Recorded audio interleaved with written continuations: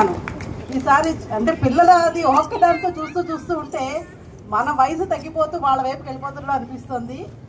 పిల్లల్ని ఈ విధంగా నిజంగా మేడం చెప్పినట్టుగా తల్లిదండ్రులు ఎంకరేజ్ చేయడం, ఇలాంటి కళలని ముందుకు తీసుకెళ్ళడం అనేది చాలా చాలా ఇంపార్టెంట్. అలాగే ఇందాక మేడం గారు చెప్పారు, అంటే కొంతమంది నాకు చాలా ఇంట్రెస్ట్ అండి డ్యాన్స్ అంటే. నేను చిన్నప్పుడు కొంతవరకు నేర్చుకున్నాను, మా అమ్మాయికి కూడా నేర్పించాను.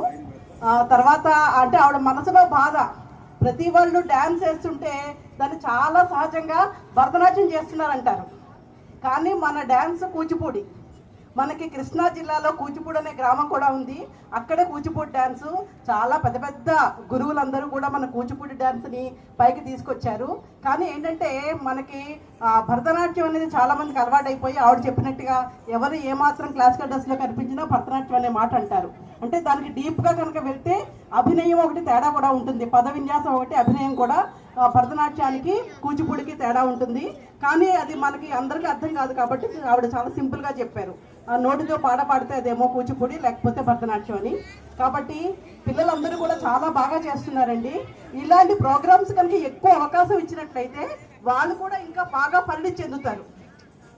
కాబట్టి మన కమిటీ వాళ్ళకు కూడా నేను విజ్ఞప్తి చేసేది, ఎలాంటి అవకాశం ఉన్నా సరే మనం ఇలాంటి ప్రోగ్రామ్స్ పెట్టుకుని పిల్లలందరినీ ఎంకరేజ్ చేద్దాం.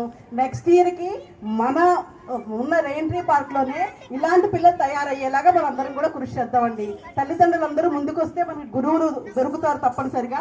కాబట్టి మన పిల్లల నుంచి కూడా మనం ఇలాంటి వాళ్ళని తయారు చేసుకోవాలి.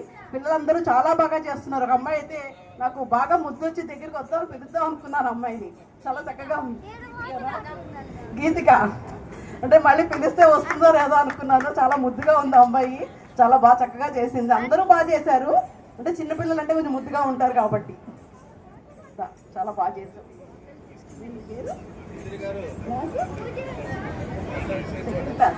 ఏ స్కూల్ చెప్పు? Delhi public school. Okay okay సరే. ఎక్కడండి మేడం మీ గురించి?